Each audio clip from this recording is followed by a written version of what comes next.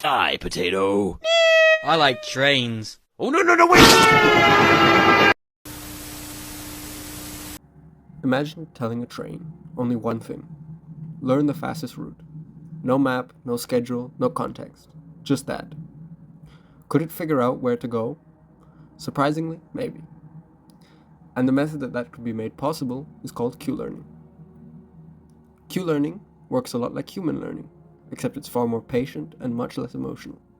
The agent tries an action, receives a reward or penalty, and updates its memory about what seems to work, creating heuristics. Over many attempts, it stops wandering randomly and starts acting with purpose. Essentially, it builds a sense for which actions lead to success, or in our case, which tracks lead to the goal.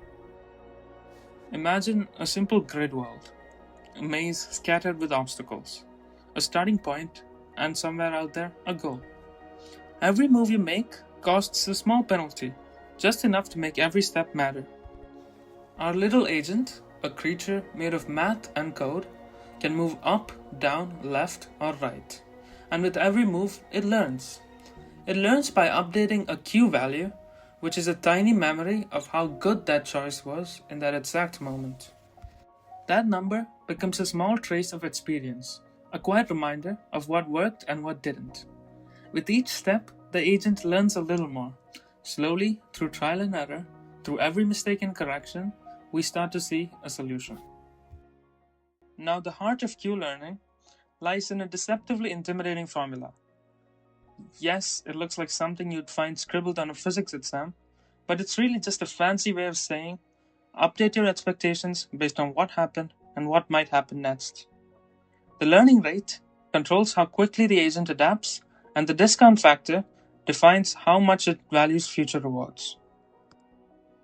After enough exploration, the Q table starts reflecting real understanding. If we were to visualize it, each cell in the maze now points to the best possible move, like a compass built from experience. The result is a map of a field of little arrows that guide our agent from the start to the goal. It's almost poetic, seeing our little agent be able to discover its own purpose in a way.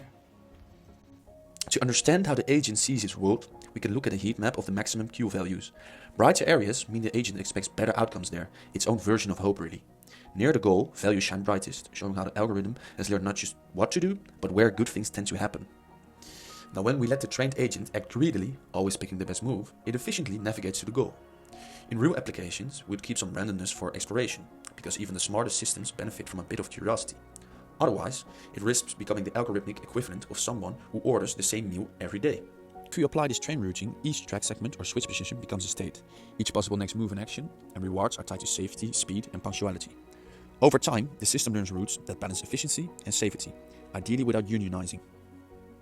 So, Q-learning turns trial and error into a kind of mathematical art form. It's like teaching a machine to want to be better, not by telling it what's right, but by letting it discover what right even means. Over time, through mistakes and small wins, it starts to see patterns, how to escape a maze, how to pilot a robot, maybe even how to manage an entire train network better than we can. And all of that, intelligence, efficiency, and even creativity, comes from a single formula, a bit of patience, and a whole lot of repetition. But then again, isn't that how we learn too? 2 pickles, little bit of Pepsi, little bit of Pepsi. 2 pickles, little bit of Pepsi, little bit of Pepsi. Tastes so sweet. Pickle Pepsi. No, it's a great drink. Buttery. Wow.